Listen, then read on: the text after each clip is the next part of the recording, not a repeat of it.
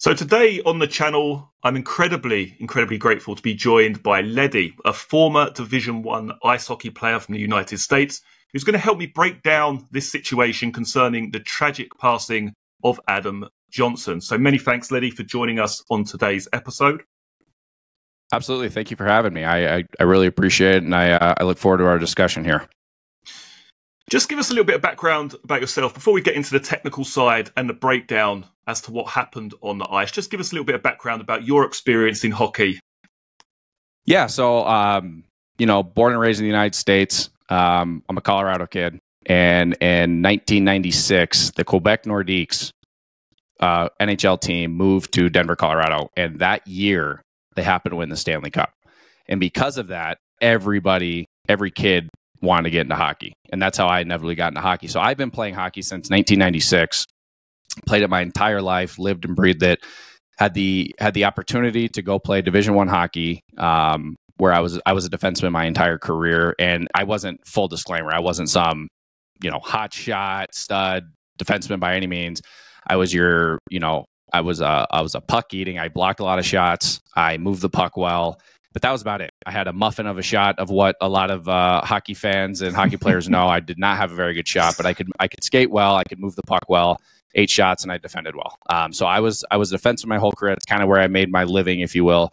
So that's a background about me. And then I decided, instead of pursuing some sort of professional career after overseas, because I could have tried out for an ECHL team in the U.S., but I just decided at that point, when I was done at the college level, that I was just going to hang them up and move on to the workforce. Now, I knew there was a reason that I had you on this podcast, because I don't know if you know this, but I support Colorado Avalanche. So I knew there was a reason. It's meant to be. Go. It's meant to be. Ride or die, baby. There we go. There we go. Right, so what I'm going to do first of all is I'm just going to give my interpretation. Bearing in mind, I'm a guy who's followed hockey for over 20 years. I've attended ice hockey games in person, but I don't have any first-hand experience of skating and playing ice hockey. But I'm going to give my opinion, having seen thousands of games of ice hockey over the years. I want to give my opinion quickly, a very brief breakdown of what I believe has happened here. And then I want you to take over and just give us some real technical insight into what you believe has taken place here. Are we looking at a reckless play, a reckless maneuver, or simply some kind of freak or tragic accident? So to start with, let's just go right back to the beginning, because I think it's important to focus here on what takes place before the actual tragedy happens. So in my opinion here, we have a breakout by the Nottingham Panthers. Now, what is taking place here in terms of the action is that you have 2 players who are heading down the ice. Now, this defender, or this Nottingham Panthers player, is most likely going to join this breakout. So the problem for the 2 defenders here, for the Sheffield Steelers, Matt Petgrave and the other individual, is that this could turn into an odd man situation where they're trying to defend the best part of 3 players who are coming down the ice, and it's going to provide a relatively decent scoring opportunity, potentially. So as we move this forward, what I want us to focus on quickly is that Matt Petgrave at this point is aware of who has the puck. He's looking over at Adam Johnson, who is skating down the side here with the puck in his possession, and Matt Petgrave at this point in time is aware of who has the puck.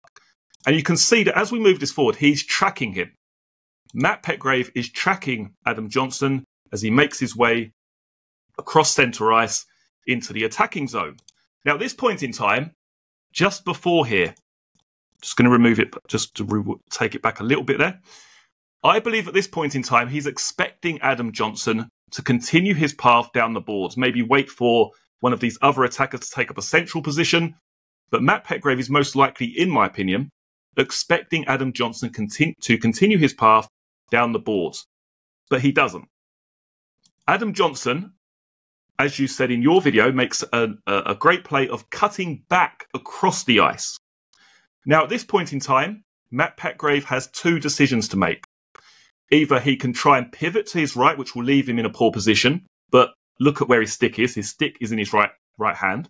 He can either pivot off to his right and try and cover the ice as he's coming across, or he can do what he ended up doing, which in my opinion is bullying his way through on the left-hand side and sticking out his leg, or using his leg to try and impede or affect the play of Adam Johnson.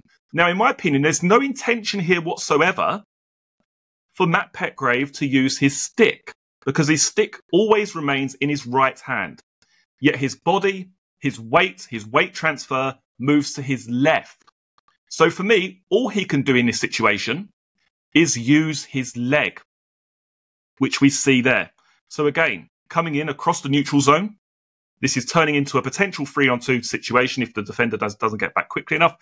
And instead of continuing down the boards, he cuts across. And as you can see there, the leg comes out. Take it from here, Leather. You give me some of your interpretation. I'll take it back to the start here. Yeah. So if you see right here, if you pause it right here. Yeah. When you're a defenseman in this area, okay. So what Petgrave is doing, in my opinion, as a defenseman, like I said, when this was starting to break out at the very beginning of the video, when it's starting to break out, Petgrave is analyzing, right? He's backing up. You're using peripheral vision. You're using everything on the ice. You're getting a good visual of the entire ice. He sees that he has two opposing players coming against him. It's a 2-on-2. And he also sees, what I would do anyways, I would see that I already have two back checkers on my team coming to fill into my spot. Yeah. So the guy that's by the hash, by the Centura logo, if that forward is back checking correctly through the middle of the ice, he's going to pick up that trailer, and then he can also cover for Petgrave here. And I think Petgrave realizes that. Also, as a defenseman, you always want to close that gap.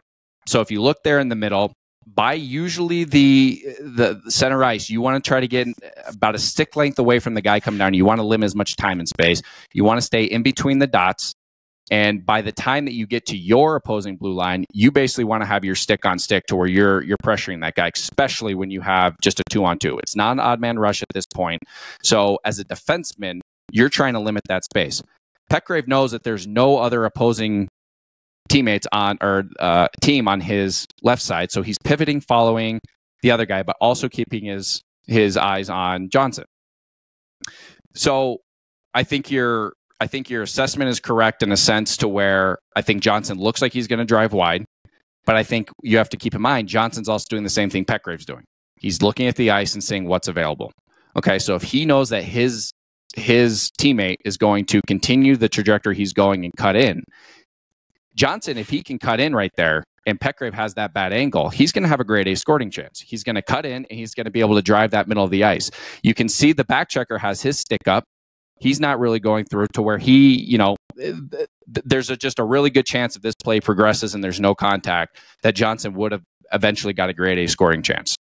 And I think that's something to work. That's something worth remembering and really highlighting here is that at this point it's turning into a really good scoring opportunity for the Nottingham Panthers. For the British people watching this who maybe don't understand ice hockey, this is turning in, from a defenseman's perspective, this is turning into a bad situation, or it could do, because particularly when Adam Johnson cuts back across the ice. Right. Yeah, and so I think with Petgrave knowing now that he turned his back and he's now pivoting and following the opposing player, I think he's either assuming one of two things, that there's nobody behind him, or that his teammate back check to where he's going to cover him that if he does get beat. So I think at this point, when Petgrave turns, I think he's thinking nothing but he's kind of hoping Johnson's going to cut in because he's looking for that big open ice hit. Again, I don't think, and to pull it all back to my video originally, I'm not calling, and I just want to be crystal clear on that, I am not calling Petgrave, scum or anything like that based on the end results. Where I truly don't believe he meant, and that's just my personal opinion, I don't think he meant to stick his blade up into Johnson. I truly don't. I think I think he lifted his leg, he stuck his leg out, and if you were to go onto YouTube and just type in NHL knee on knee, you would see a plethora of videos just in the NHL of guys doing the same thing, where they're getting beat or they're coming in to make the big hit and a guy sidesteps in a second and they stick their leg in to make contact and you take a guy's knee out. And a lot of the time that ends in a pretty bad injury, if not career ending. This, I believe, Johnson had a great heads up play. He saw that he was going to continue the trajectory. A lot of the times defensemen have two options when forwards crisscross. You can either cross as well and follow your guy man on man, or you just talk to your defense and now you switch players. So if Johnson's cutting here, Petgrave, if he wasn't going for the big hit, probably either would have continued to follow Johnson's teammate, or he would have talked to his D and they would have switched right there. he's not looking to make the big hit. I think Petgrave right here was just wanting to make that big open ice hit, get that highlight reel thing. And I think Johnson saw that, and he had a great heads up play. He was cutting in.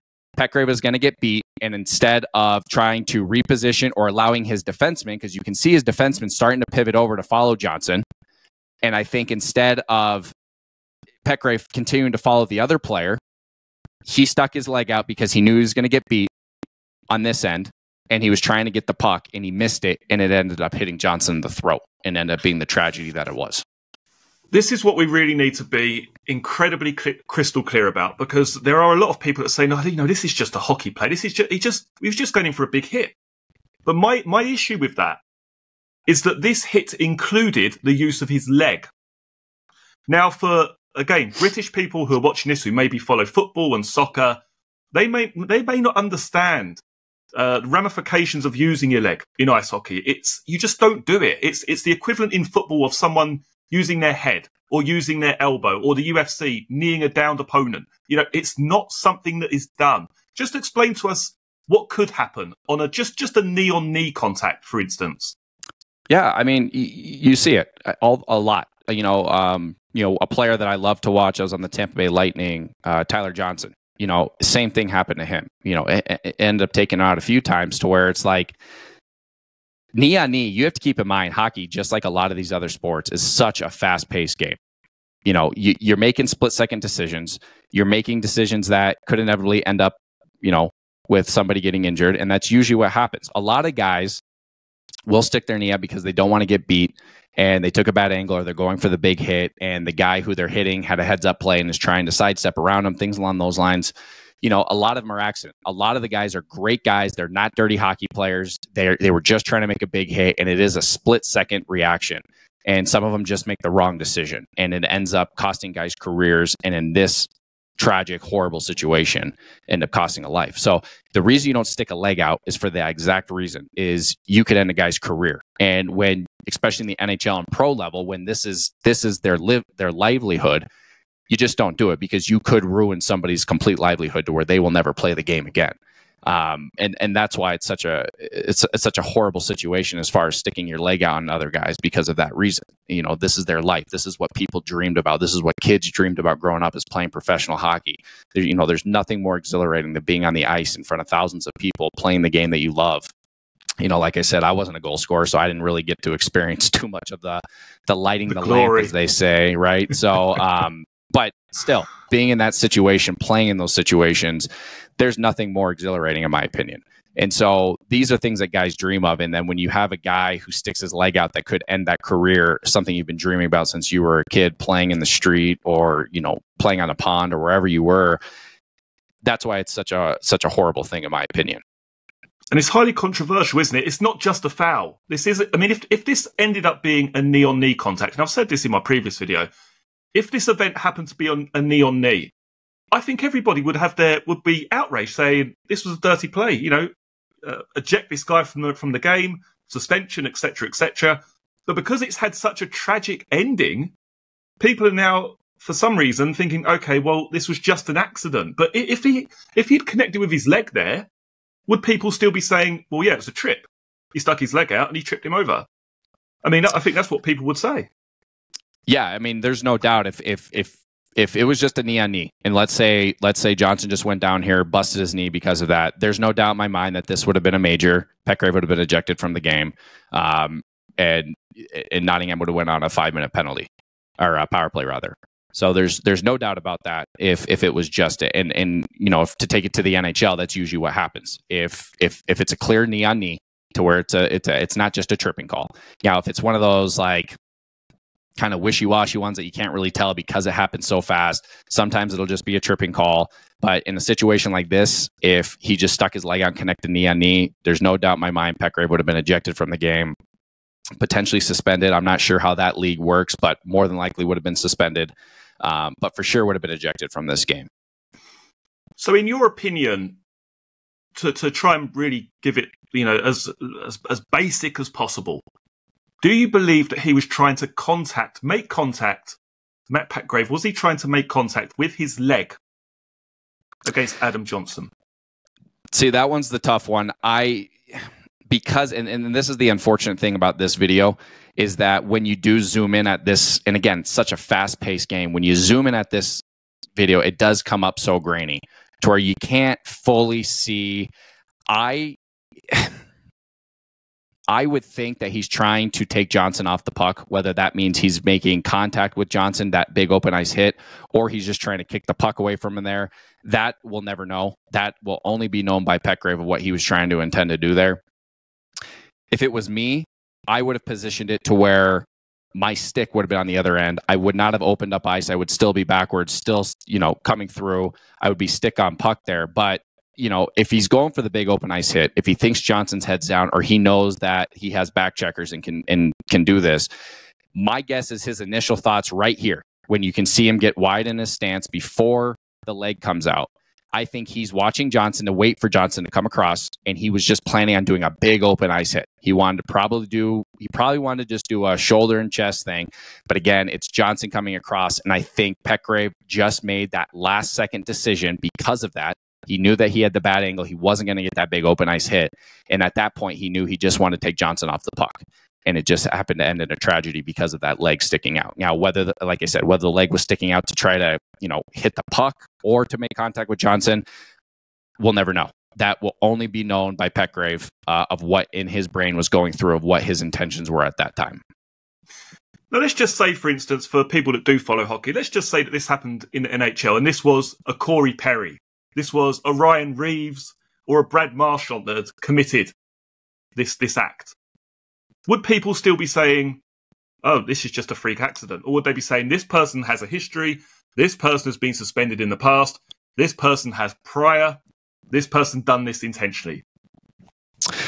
Yeah, that's a good question. When you're looking at a guy who has a history versus somebody who doesn't, obviously there's going to be a bunch of different speculations on what's going on. You said a great name there, two great names, in Corey Perry and Brad Marchand. Brad Marchand, I'd probably say maybe is a little more controversial than Corey Perry. I don't know.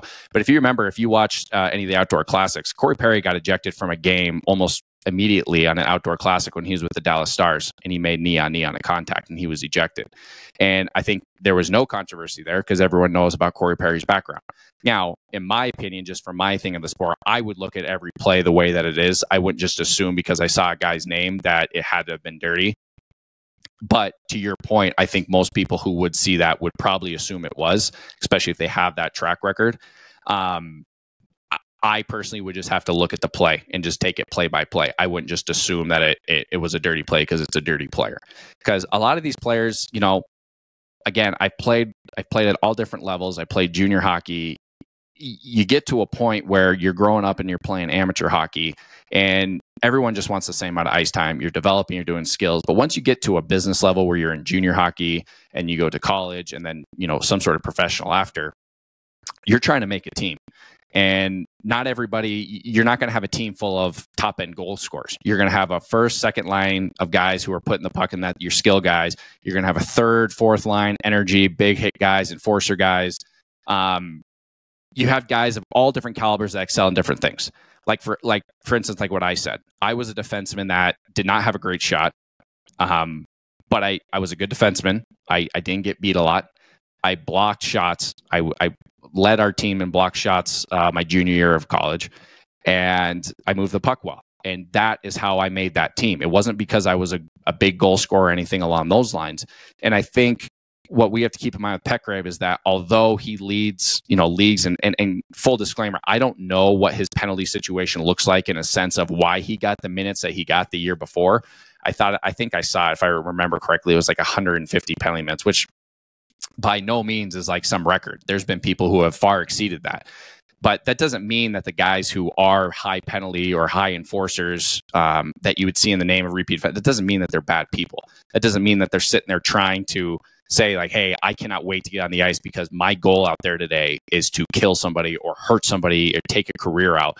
Those guys are out there trying to do their jobs, and that is either send a message or finish hits. If they're an enforcer and a fighter, which has kind of slowly moved its way out of the NHL, that is how they make their team. That is how they stay relevant, how they stay getting paid because they know their role, they know what they're supposed to do. They're going to go out there, they're either going to be heavy hitting, or they're going to put the puck in the net, whatever it might be. And I don't know if that's what Petgrave's role is. I don't know if he's a first line defenseman, second line, third line, fourth line. I don't know his role. So based on what I've seen as far as his stats and in some of the older videos I've seen, he's a great skater. He plays well. I think he's a Toronto kid. I mean, there's no doubt in my mind that he's played hockey, but we played Canadian teams growing up all the time. And every time we played a Canadian team, we were getting hit. Like, that is the way they play hockey. They are hard hitting. They play hockey like old school hockey. Like, they're out there playing hockey to play hockey. Like, they're hitting, they're doing everything. So in this particular video, like I said, I think Petgrave was going for a big open ice hit, and Johnson had a heads-up play, got a good angle on him, and Petgrave just made the split-second mistake decision. And like I said, a scumbag decision where he stuck his leg out, and it just ended up being a tragic situation. Yeah, and I think that's something that we both agree on, is that this person didn't turn up there to think, I'm going to seriously injure, I'm going to take someone. Of course he didn't. But there has to be as far as I'm concerned, the way I look at this, now I've been thinking about this in terms of different aspects of life and, how this relates to other certain situations in life. And the way I kind of think about this is that if he did intentionally stick his leg out, then this is almost the same as someone who's running late for work one day, they're driving to work, they're speeding in their car, they go around a corner and they run someone over and kill them. Now, they're not intending to cause anyone any harm. They're late for work. They're driving too fast, But there has to be accountability here, as far as I'm concerned. If his intent, or if it can be proven in some way, that his intent was to stick his leg out, then we have issues, as far as I'm concerned, because you don't slide tackle people. You don't trip them up with your legs in ice hockey. You don't do two-footed challenges, and you don't raise your skates to another individual.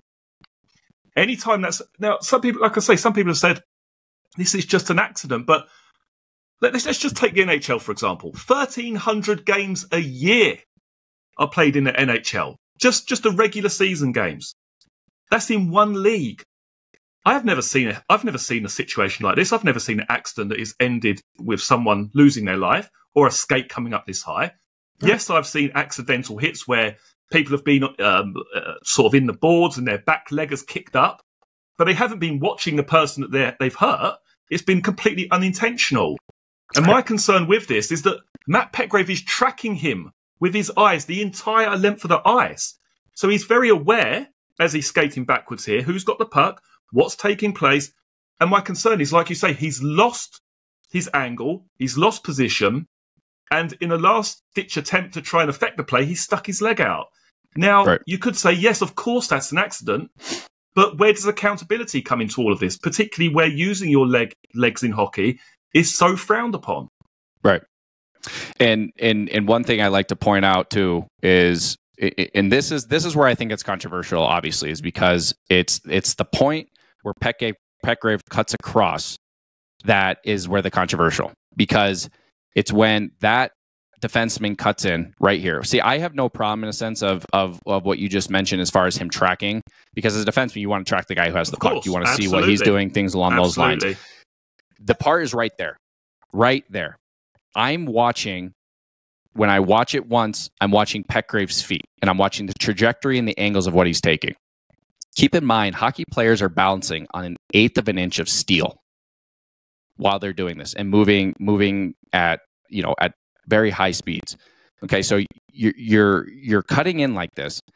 I truly feel, and again, it's not the best quality video when you scroll in. If I've said it before, I'll say it again. If another video comes out with a different angle or a higher quality that shows that Petgrave made complete contact with Johnson's teammate here, which caused his skates to completely go out, I will take it all back. But that's just not what I see here.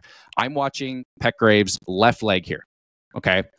If that left leg was to have clipped Johnson's teammate back heel, that leg and that skate should have went back into the ice or back into his right leg to where Petgrave would have fallen forward into Johnson rather than still continuing his trajectory to where his leg goes out. Secondly, his right foot is continuing, again, in my opinion, right when that leg goes out, his right foot it does not look to me like that changes its course of how it's heading at all. I would think that if that right foot, especially the toe, clipped his heel, that right leg should have went to his right to where it would have flipped Johnson that way, Petgrave that way rather.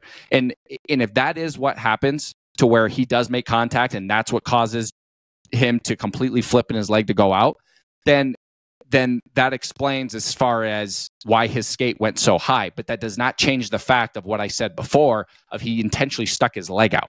And that is what this all comes down to, is he stuck his leg out, which again accidentally caused him to stick it or to go higher to where it hits him in the throat. Now, again, I'm watching Johnson's teammate here. It doesn't really look like his balance or anything is affected by any means when that comes across. Now, again, I don't know if it is because of the quality of video. If it's played at this angle where it's further out, maybe you get a better, you get a better sense of what that looks like. But to me, when you really slow that down and you really break it down in a slow pace, it does not look like Petgrave's feet make contact with that guy coming across. If his upper body did, which caused him to kind of, move or something, possibly. But again, the part that I have the problem with is his left leg does go out, and it looks intentional to me. And then what happens after that, I honestly cannot be clear on, because I just cannot make 100% contact or 100% certainty that he did or did not make contact with Johnson's teammate here. To me, at this angle, it looks like both of his skates avoid Johnson's teammate, and that he's coming across and again sticks his leg out. Possibly when he did that, he lost an edge, which caused it to come up higher than that. I know there's a lot of people that think he lifted it that high on purpose just to make straight contact with Johnson's chest. I personally don't believe that. And again, that's just my personal opinion. He very well could have. We will never know. That's, again, one thing that's going to be only in Petgrave's head. He's the only one that will be able to say whether or not that was intentional. Getting back to what you said before in the NHL of this, I mean, I've never seen anything like this. I've seen, like you said, I've seen people get tripped, or they're coming to the boards, or they're driving the net, and someone gets tripped up, legs go up, things like that. 100%, that stuff does happen, and that's still pretty rare. Like, there's probably only a handful of situations you can look at where someone actually got their throat cut, and when they did, it's not death. I've never seen anyone in the NHL die from it, because it's not that deep. And I know that you just did a video on the Corner Report. And I mean, for it to be that deep and to cut that many things, granted, it is a very high speed, but I've never seen that before. And it's just one of those things where I don't think there needs to be any change in the game. I don't think there needs to be any sort of drastic rule change or anything like that. This is such a rare thing. Hockey's been around for so long. I've just never seen anything like this before. So yeah, I went on a little bit of a rant there, but no, that's fine. What I would suggest, I mean, I don't know if this is possible, but at some point it would be great if you could create a video based on the physics of what you would expect to happen if his left leg contacts. Maybe come up with some sort of diagrams of where you expect the body to go if this happened or this happened, because I think that would be really interesting for people who aren't hockey players to say. Because I'm going to explain. I'm going to talk back as if or try and understand what you've just said there. So if his left leg made contact, you would expect him to spin round. Is that what you're saying, to his right?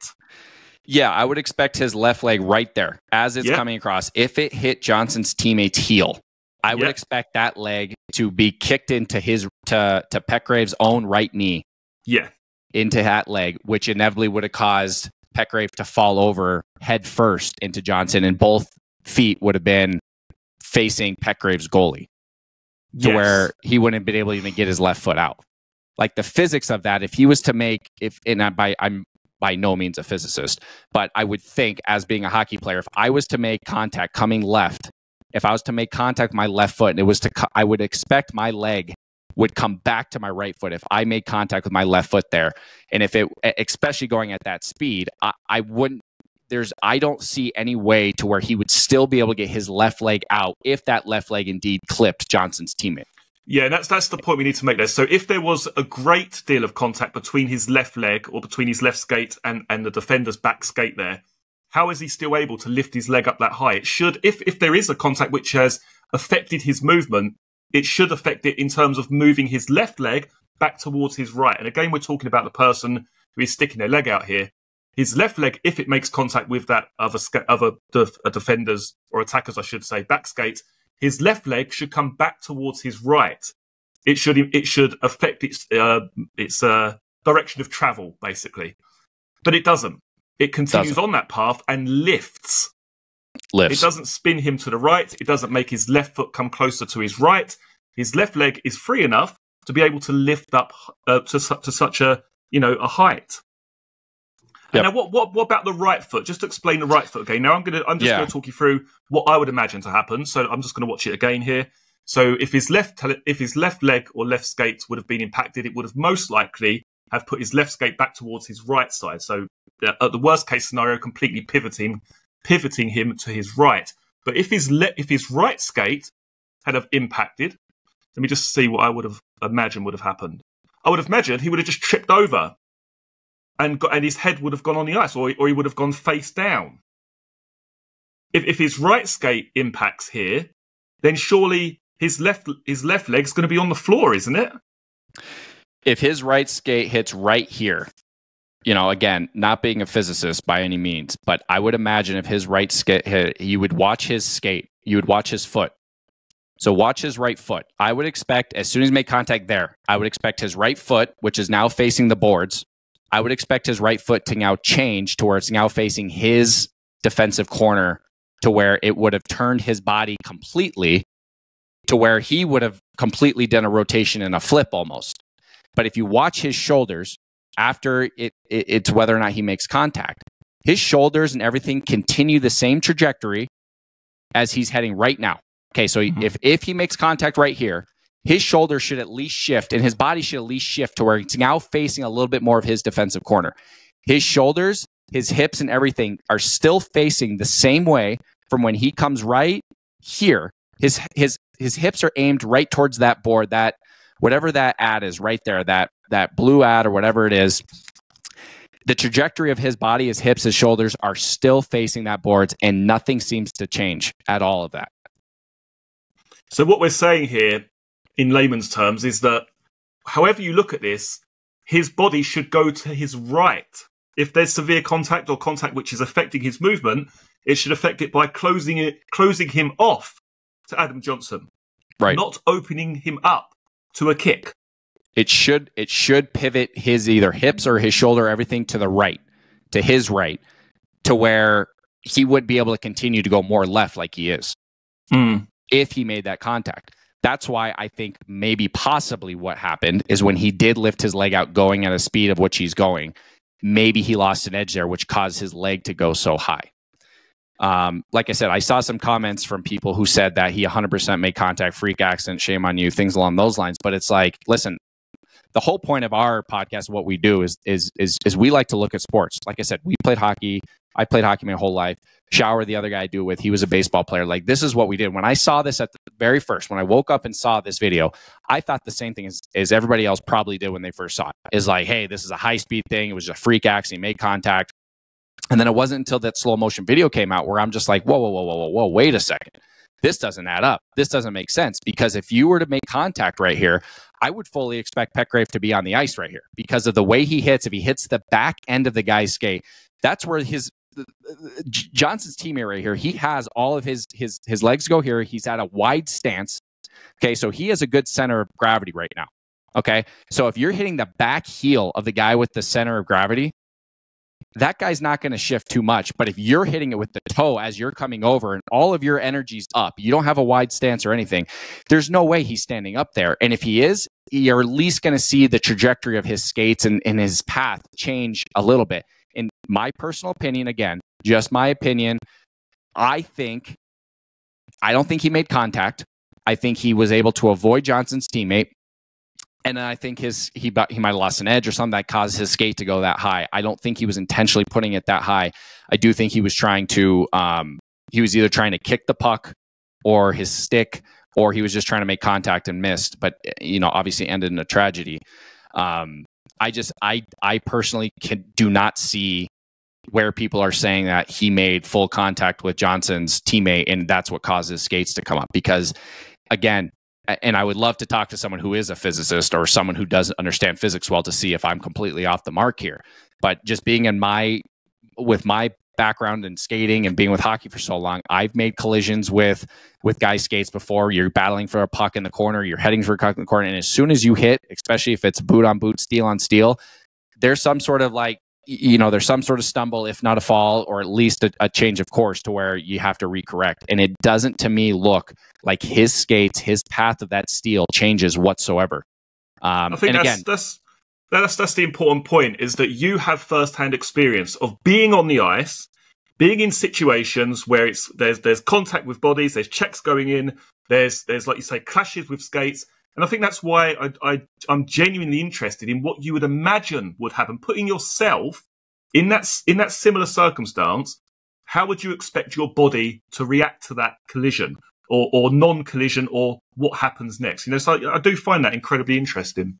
Right. And again, like I said, if another video surfaces that has a better angle or it's a higher quality to where it shows that he 100% made contact, whether his hip or his leg made contact with Johnson's teammate here, which caused it, I'll retract it all and say, yeah, it was a freak accident. But with this video, the video that we only have to break down that everybody's seeing, this is exactly how it looks to me of how it plays out. And again, if he made contact, I would fully expect his skate and his body to change, if not fall, but at least to stumble a bit to where it doesn't continue the path of where he's heading. I know this isn't the end video because I personally don't want to see that again as far as, immediately what happens once Johnson gets up from that ice. But if I recall from that video, I did see when Petgrave continues to go as he falls, like he's still heading that same trajectory. So again, it would be nice to talk to somebody who understands physics or something who would be able to really break that down to say, hey, how would your body react if you made contact at this speed? Would you continue the same? Could you continue the same trajectory without it? But as a hockey player myself, you're balancing on eighth of an inch of steel. You're making contact. You're going off the rails a little bit. Like you're not continuing your same motion. I'm not saying you're going to fall, but you're going to see some sort of stumble. You're going to see some sort of chin shift, something along those lines. And in this video, I just personally do not see that happening. So that's my entire breakdown of that. Interesting. Yeah, and I think obviously, like I say, we've covered, Matt Petgrave, some of his past. As far as I'm aware, this guy, I don't know whether it's this season or a previous season, had the highest number of penalty minutes in the entire league. He served suspensions for spearing, for slew footing in the past, and now, and then obviously another clip has surfaced recently of him using his legs. Now, this is. Again, some people who don't believe that there's any intent here are just going to say, "Oh, you can't bring this into this equation." And I do understand, but I understand what people are saying when they say that. But at the same time, if this person has a history of not just your average 2-minute penalty or your average 5-minute penalty, but spearing, I mean, when in the bloody world have you ever heard of spearing? People using their stick to that's just not a done thing. I can't even remember the last time I've seen a spearing penalty. Or slew footing's quite common, using the foot and trying to trip people and this, that, and the other. But if this person has if he's done this before, I do feel that has to be taken into consideration somewhere. Yeah. Yeah, and I agree with you in a sense. I mean, if it goes back to anything, even not hockey related. Like if you see somebody who gets in a car accident and they have a history of driving drunk, you might assume that they're probably driving drunk. But that doesn't mean that they were. So like I said, there could be a situation here where he wasn't trying to. But to your point, I agree. I like if he has a history of doing some of the most, I mean, it is rules, but they're kind of unwritten between guys. Like, hey, if you're a heavy hitting, play old time hockey, as they would say, like that's what you're out there for. You're out there to bang bodies, fight, things like that. Like you're going to get involved in some things every now and then where you're making split second decisions that come off a little dirty. But spearing, there's butt ending. I don't know if you know what that is. It's where a guy goes in the boards and he goes into hit. And when he does, he slides the stick through his hand and he puts that butt end into a guy's ribs or something like that. Like you said, slew footing, that's another big one that is very frowned upon because that's another one that you've seen some pretty horrible injuries on. So having all those things, yeah, I think you're right. I think he was like at 129 minutes. And then I think a couple years before that, he was like at 145 minute penalty minutes. Again, there's been much higher. Like there's been much higher penalty minutes in a season, but you have to take into account. And then to your point, seeing the video that surfaced from a play that I think was like 10 years ago, same situation, to where if you were to break that video down, you know, obviously it didn't end nearly as tragic. That's so bloody intentional. I mean, the other video from 13 years ago, I mean, that's so intentional. It's laughable. And what concerns me is that if this player has used his legs in the past, then what's to say he hasn't done that here?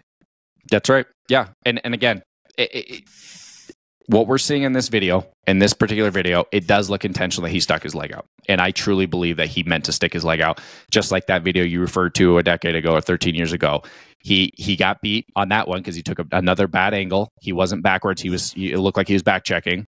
And then the guy had a heads up play, cut back, and Petgrave's stick out of position, stuck his leg behind him and tripped the guy.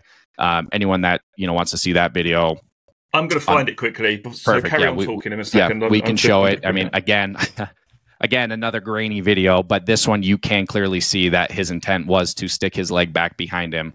And I have it pulled up too if you want me to show it. Oh, if you've got it there, yeah, bring it up.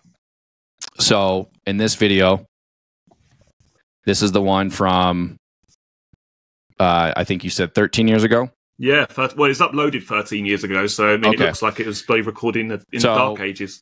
Again, unfortunately, a bad quality video. Here's Petgrave's teammate right here in the dark blue uniform. There's a guy driving wide who has clearly just beat this defenseman. So he's got an odd man rush. Petgrave, I don't know if he was out of position. I don't know how this play unfolded because this video just starts at this angle. Back checking. And then if we go at full speed, he's driving wide, and it looks like he gets clipped, right? He got wiped out by Petgrave. Right, stop it there for 2 seconds, Leddy. Stop it there for 2 seconds. I watched a video yesterday when someone said, oh, you know, yeah, this video surfaced. Oh, it's just a hockey. That's not a hockey hit. Explain to people how dangerous what he's just done is there, what that can do. Well, exactly what you just saw, unfortunately, with Johnson. I mean, if you're sticking your leg back behind you, again, you have an 1/8-inch piece of steel, okay? And those things are sharpened. I mean, every guy's a little bit different. I liked mine sharpened before every single game. And I mean, you have to have an edge on it to where you have to dig into that ice. And my edge, I would change depending on the type of ice I'm playing on. So if I'm playing on softer ice, I'd have a different blade cut. And if I had harder ice, it'd be on a different edge. But the point is those things are sharpened before every single game. So you basically have, I mean, I hate to say it, but you basically have like knives on your feet in a sense. I mean, they're not actual knives, obviously, but to stick your leg out and to use your leg at all in hockey, it's just not, you just don't do it. It'd be the same as like what you said with football in a sense, and soccer, what that is, you know, headbutting or using something like that when you headbutt a guy. Like, it's just something that you just don't do. What would you say to someone who said, this is just hockey, this is a hit, this is a normal hit, these things happen? What would you say to someone who has that opinion? I would say it's just hockey in a sense of you're playing the game, you're trying to, you know, it's a physical game. I get that, but it is not just hockey to where you're doing an action, especially if you got beat. It's not just hockey to possibly do an action that's going to end a guy's career, injure a guy. Like, that's not hockey. No one's out there to try to hurt or take someone's career out. And when you stick your leg out, especially if you're leading with your blade or something like that, like, you run serious risk of doing that. And it is that unwritten rule. I mean, like I said, it's a rule, but it's unwritten to where you don't do it because you could end a guy's career forever. And that's exactly what I'd say back to him. So I saw another controversial character, Sean Avery, I believe he's called. He used to play for the New York Rangers. He did a TV interview, and he said, you know, this was intentional contact, which I agree with. Then he did discuss the skate blades, and he said that in the last 20 years, they've moved from the steel blade to an even sharper titanium blade. And he said over the last 20 years, he said the skate technology's come on so much and blah, blah, blah. And these things are so sharp, as we know. I don't know if you could just get that video back and just because it does zoom in. Oh, yeah. It does show the hit zoomed in. So I don't know if we can get that up. And then it'll just give people, you know, a real idea of how, reckless that this play was. There we go. Yeah, if you continue it forward here. Saw it coming. like a freight train. I think Petgrave's a little hurt on the play. Favoring his right leg. He'll do a replay. He'll do a replay. Yeah. So it's going to show right here, slow down. So if you watch him right here, okay, so he is leading. This would be the hockey play of he's leading with his shoulder, okay, because he's trying to make that big open ice contact. What probably should have been done first as a defenseman, your first action should have been stick on puck. Your first action should have been you are watching the body, but you're using peripheral vision. You're poking your stick through, and you're trying to make contact because the most important thing is getting the puck away from the offender so that he doesn't, inevitably put it in the net. I think what happened here is the same thing. Is whoever's in white here, and I think it's 21. Obviously, with the grainy of the video, it's really tough to tell. I think he sees Petgrave and he's making a play where he is going to try to cut back across to where now he's going to have this wide angle. And I think Petgrave, who, again, he's leaning with the shoulder to make that big hit. He gets beat, doesn't make that big hit, and he swings his back leg across here to clip the guy.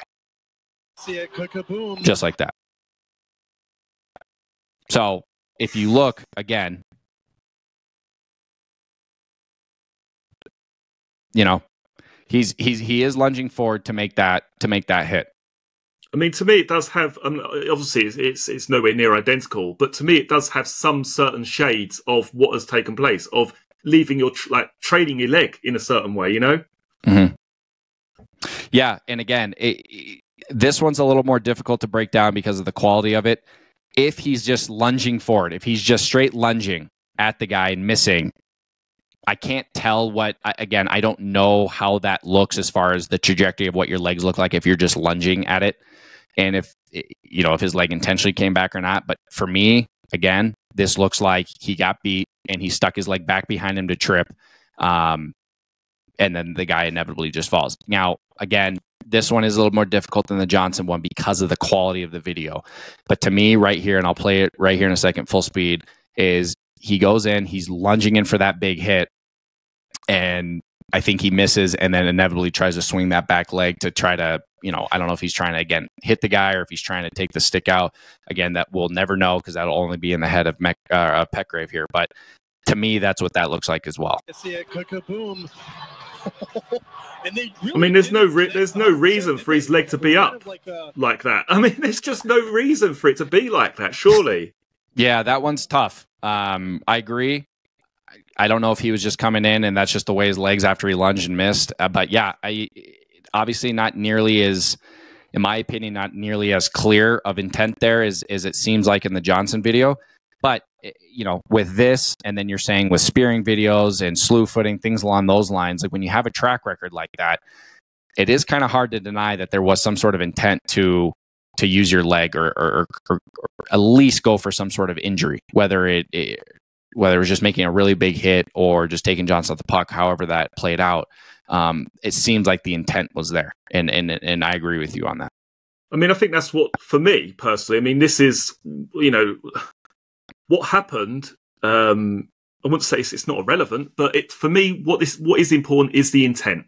If the intent is there to use your leg, if your intent is there to stick your leg out, then you have to be prepared for the consequences of what that then leads on to. Whether that's cutting someone, tripping someone, knee-on-knee contact, or sadly, ending someone's life. If you're in control of sticking your leg out, and you do that as an intentional act, then there has to be some sort of repercussions for that, in my opinion. Right.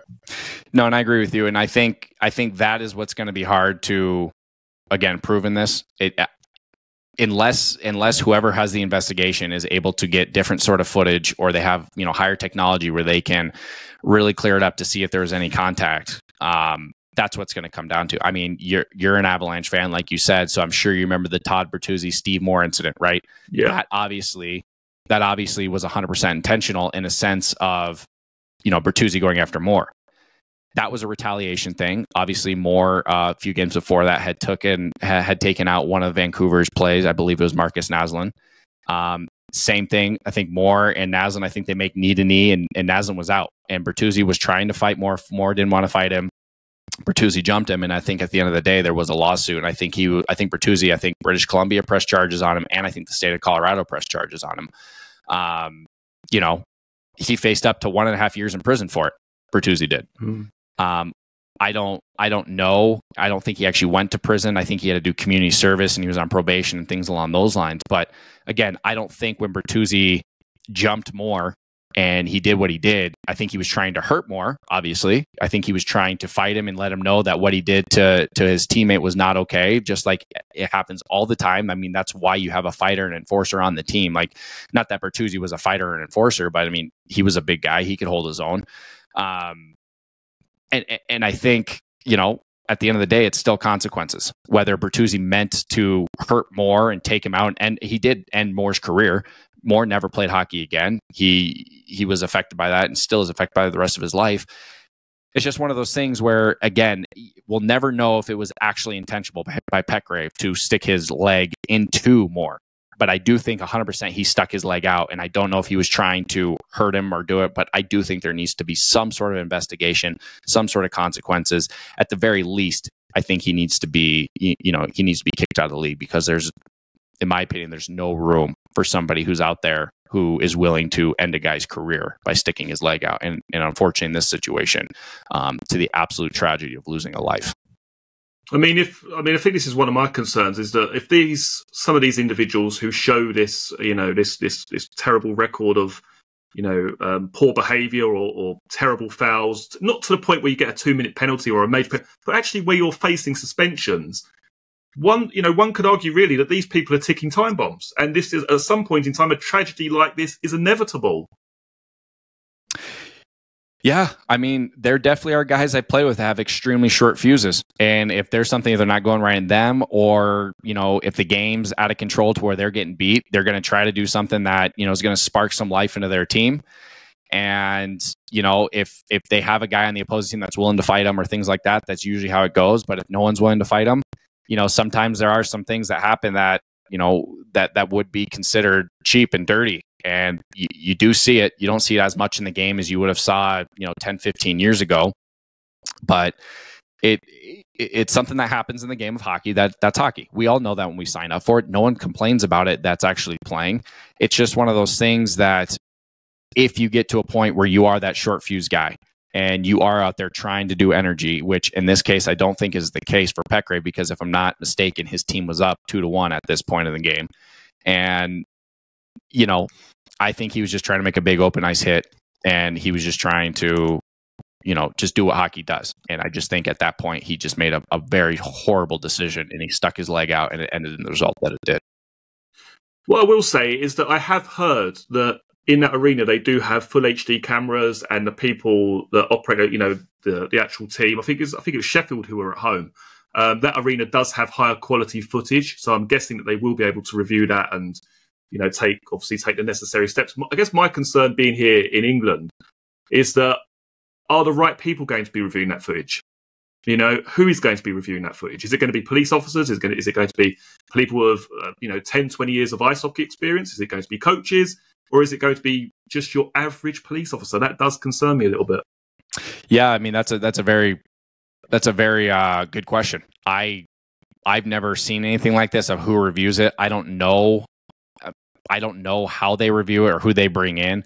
I would hope through if you're doing your due diligence and you're going through a proper investigation, that you would bring in experts, just like I would assume you would do with any sort of criminal case for anything. Is the people you want reviewing, you know, the forensic evidence and things like that. You want the experts, people who have experience, who can paint the picture of what's happening. And I would hope that that's the same thing they do in this investigation. That maybe just it starts with local law enforcement, and then they look at it and say, okay, yeah, maybe there is something a little bit more here than just a freak accident. And then maybe at that point, they do engage someone in a different league or someone with more experience, someone who can break this down a little bit more. I have no idea. I don't know if they release that information, or if they do, you know, open that up investigation of where they're at and who's reviewing it. I have no clue. But that's a very valid question and a very good point. As far as I'm concerned, I think there's obviously an inquest that was opened and adjourned yesterday. That's now going to be put back to January, I believe, but it's going to be more of an update in terms of the inquest in January, and then it's not going to be the full hearing. But obviously, this police investigation is going to take some time, as far as I'm aware, according to newspaper reports. But it's certainly a story I feel that we should both keep in contact with. Hopefully, I can have you on again when we get further developments. I may even attend this inquest in person in January, potentially. Okay. So, but yeah, I genuinely appreciate your input in this episode, and hopefully we can do this again in the future. Absolutely. I appreciate you having me on, and I look forward to it. And yeah, whenever you want to touch base again on this or anything else that unfolds, I'm happy to do it. Excellent. Sounds good.